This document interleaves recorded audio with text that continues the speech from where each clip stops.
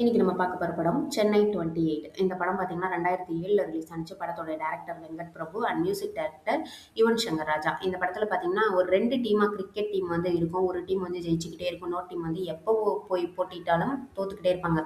அவங்களோட டீம் பார்த்தீங்கன்னா socks team அப்படின்னு சொல்லுவாங்க.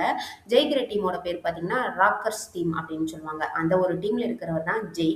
அவர் என்ன பண்ணுவாருன்னா, இந்த ஆப்போசிட் டீமை பார்த்தா யாருக்குமே பிடிக்காது இல்லையா? அதனால இவங்க கூட யார் கூடயும் பேச மாட்டாரு. ஆனா அவரோட நேரம் பார்த்தீங்கன்னா, அவங்க ஃபேமிலியோட இவங்க இருக்கக்கூடிய அதே ஏரியால தான் அவங்க ஃபேமிலில வந்து வீடு பார்த்துருப்பாங்க. ஆனா இவர் தனியாவும் இருக்க முடியாது. ஃபேமிலியோட வந்து இருக்கிற மாரி தான் இருக்கும். அங்க போய் இருப்பாங்க. அவர் கொஞ்சம் ரொம்ப சைலன்ட் கேரக்டரா இருப்பாரு. இந்த பசங்க எல்லாரும் மொத்தமா சேர்ந்துட்டு அவர போட்டு கலாய்ச்சுக்கிட்டே இருப்பாங்க. அவர் போய் இந்த பாத்ரூம்ல எல்லாம் உட்காந்து அழுகுற சீன்லாம் பயங்கரமா இருக்கும் இந்த படத்துல பார்க்கறதுக்கு காமெடியா. இதுல என்னன்னு பார்த்தீங்கன்னா, இவர் ரொம்ப தூரத்துல இருந்து அவங்களுடைய டீம்ல போயிட்டு டெய்லி போயிட்டு பிராக்டிஸ் போகணும் இல்லையா? அப்ப போகும்போது ரொம்ப தூரத்துல இருந்து வர்றதுனாலயே நீ வர லேட் ஆச்சு அதனால நாங்க வேற ஆள போட்டோம் இப்படி சொல்லிக்கிட்டு இருப்பாங்க. இதுல என்ன ஆயின்னு பாத்தீங்கன்னா இவரை வந்து தனிமைப்படுத்துற மாதிரி ஒரு ஃபீலா வந்து அவர் வந்து ஃபீல் பண்ணுவாரு.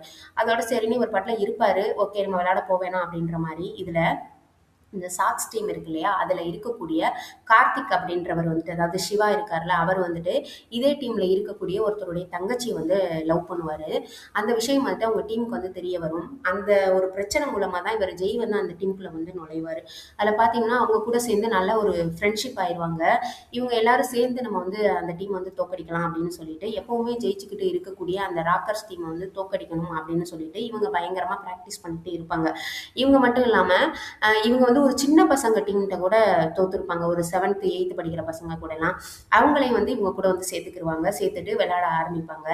இதுல என்னன்னு பார்த்தீங்கன்னா, அந்த டீம தோற்கடிக்கணும் அப்படின்னு சொல்லிட்டு பயங்கரமா பயிற்சி பண்ணிட்டு இருக்கும்போது சமயத்துல பார்த்தீங்கன்னா, கார்த்திக் இருக்காரு இல்லையா? அவருடைய அண்ணன் சம்பத் வந்துட்டு ஒரு அரசியல்வாதியா வந்து இருப்பாரு. அவரு அவரோட பிரச்சனைகள்ல பார்த்தீங்கன்னா, ஒரு பார்ட்டி ஒண்ணு நடந்துகிட்டு இருக்கும்போது, இந்த கார்த்திக் அப்படின்றவரோட வயித்துல வந்து குத்திருவாங்க. அவரு தான் வந்து டீமோட கேப்டனா வந்து இருப்பாரு.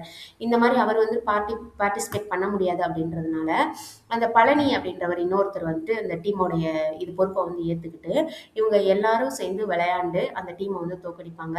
இவங்க எல்லாரும் ஜாலியா ஒண்ணா சேர்ந்து பேசிக்கிறதா இருக்கட்டும், இந்த பீர் அடிக்கிற விஷயங்கள்ல இருந்து எல்லாமே இந்த படத்துல அடிக்கடி ஒரு 5 நிமிஷத்துக்கு ஒரு தடவ பயங்கரமான காமெடியா இருக்கும். படம் பார்க்கறதுக்கு வந்துட்டு ஒரு ஜாலியா போகும். பசங்களுக்கு பிடிக்கிற மாரி ஒரு படமா வந்து இந்த படம் அமைஞ்சிருந்துச்சு.